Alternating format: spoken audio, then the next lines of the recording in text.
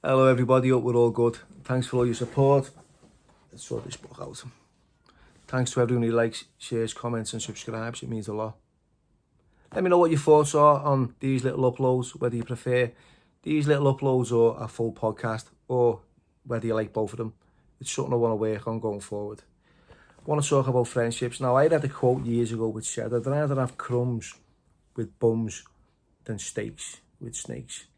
I quite like that because I've met a lot of snakes on my travels, especially in recovery. You know, you do know who your friends are when you become more aware of your surroundings. And my mum used to say to me years ago, before I went to prison, she said, you get nicked, son. You carry on doing what you're doing, you'll know who your mates are. When you're inside, you'll know who your friends are. It's all right, ma, yeah, it's sad. And then you get nicked, and you know who your mates are, because they don't turn up. They're not asked about you. 99.9% you're getting ghosted on visits. I've sat on visits, you know, and years ago they used to get you on a visit in Walton, and you'd be sitting there, and you'd have to sit there for the full hour waiting for someone to turn up, and it was embarrassing. You know, you'd have little owl ones walking over, buying your Mars bars and a cup of tea, and you'd be going, no, it's all right, girl, you know, to be in a minute. No, it sounds, I'm all right, you know. And 45 minutes later, you're still sitting there. You know, you're expecting your bear to turn up, or your mate.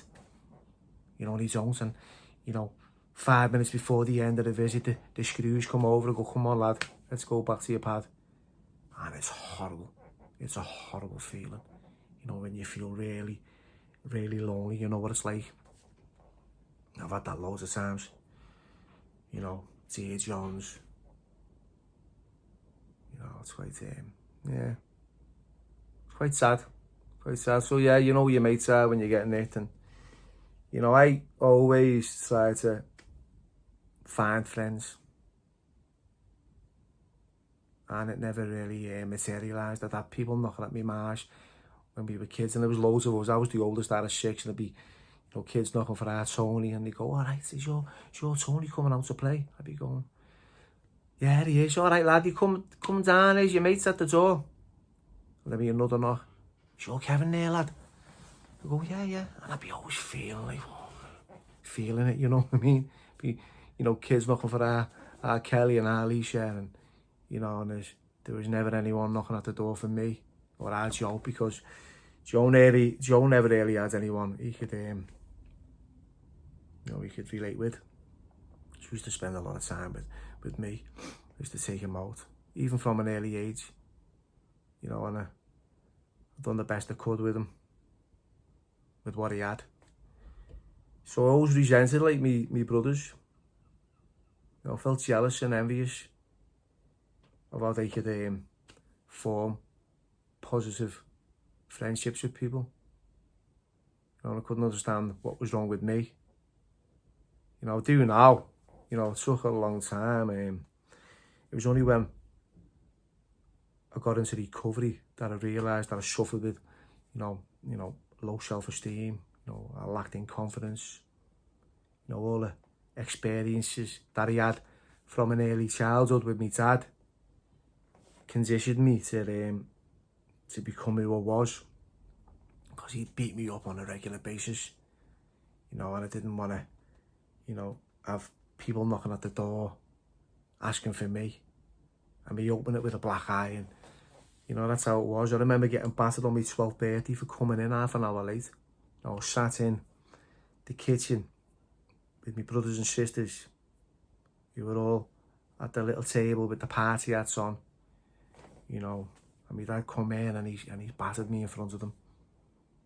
And there was blood everywhere. It was all over this jumper that my mum had got me from the catalogue. She'd been saving up for a long time.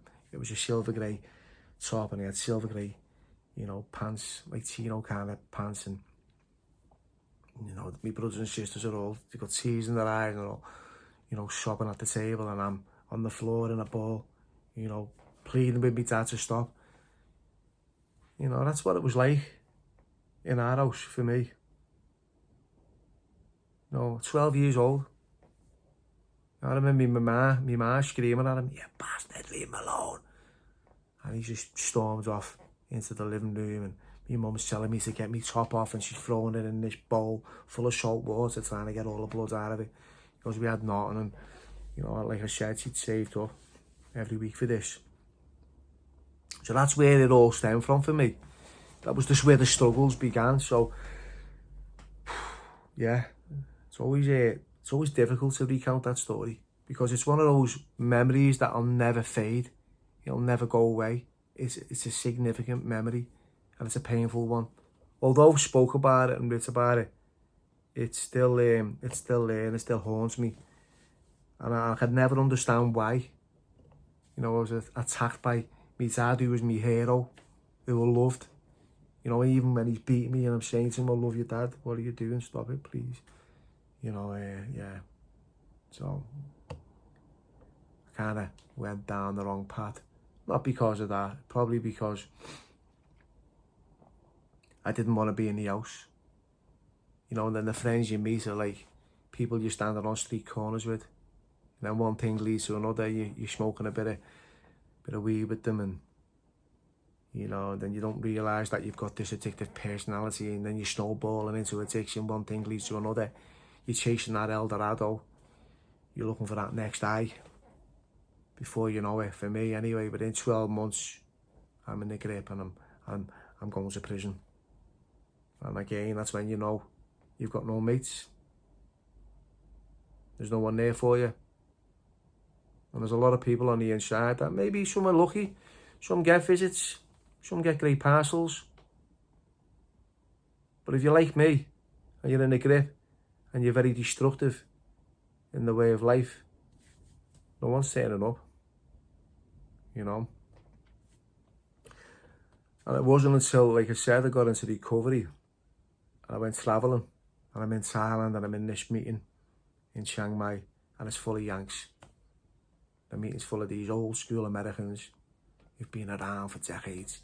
You know, we were in recovery, and I got talking to this one guy called Dale Ridgway, and he asked him to sponsor me, and he said yeah. And Dale must have been about 70. You know, he was about 40 years clean.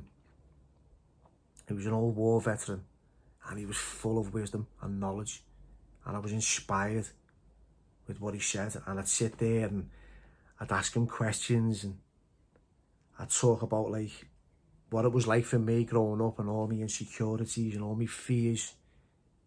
And he'd sit there and he'd listen without judgment. And I told him I couldn't form a friendship with anyone. I tried looking for mates. I tried, you know, going out and finding friendships. And he went, "Bill, stop there. Stop right there." He said, it's not about searching for friends. What you need to do is go out there and just be a friend to someone. And that's when the penny dropped. Go out and be a friend, you know, instead of looking for them. So that's what I did.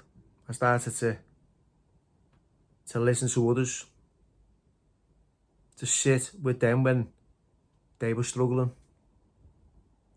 when they extended the hand of, you know, help. I reached out and I grabbed it with both hands. They said, "Come with me, you know, I know a way out. I've been there. I know it's difficult." And that's what I did. And I'm loyal. I am a loyal friend, because I believe if you're not loyal to one, you're loyal to none. And I've met mates, you know, I can count the mates that I've got now in one hand. My best mate's my partner, my girlfriend. I love the bones of her. She's my buddy. And, you know, it's good when you can fart in each other's company and not have to, like, hide it. And, you know you're on a winning streak, because I've been with birds in the past where, you know, you've held farts in and you nearly crippled yourself. Or you've dressed a different way. I had this one girl who wanted me to dress like Jazzy Jeff. "Can't touch this. Honestly, God.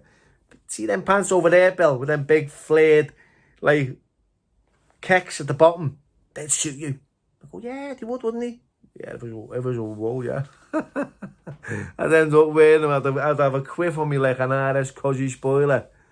I'd be sporting all this woolish gear with jeans with about 20 zips on. Ah, mate, just to be liked by someone else. I've done it all before. And you know when you're not being yourself and you're shelling for less, and you're shelling for crumbs, and you don't realise how codependent you are, or how codependent you become on someone else. And I've done that. It's horrible. I've been codependent on someone else, and it's been absolutely horrendous. It's not attractive. The relationships are always going to be toxic, and you're always going to struggle with them. So yeah, that's what I've done over the years of, tried to be friends with others. And I found that, some friendships are really false. When you tell them little flaws about them, they react. They start hating on you. They put you down. They think you're having a go. And I know how it feels, because that was me. When a mate said to me years ago, Bill, you're arrogant, and I don't like the way you're behaving. You need to change. I took that as a personal attack. When in reality, he's just, saying what he's saying because he cares about my well-being. And I've said that to a few people, recently as well. You need to listen to what people are saying to you. And as you're saying, isn't he, if someone says you're a donkey, dismiss it. But if 10 people say you look like a donkey, go and have a look in the mirror. Yeah? And be careful of people who hate on others.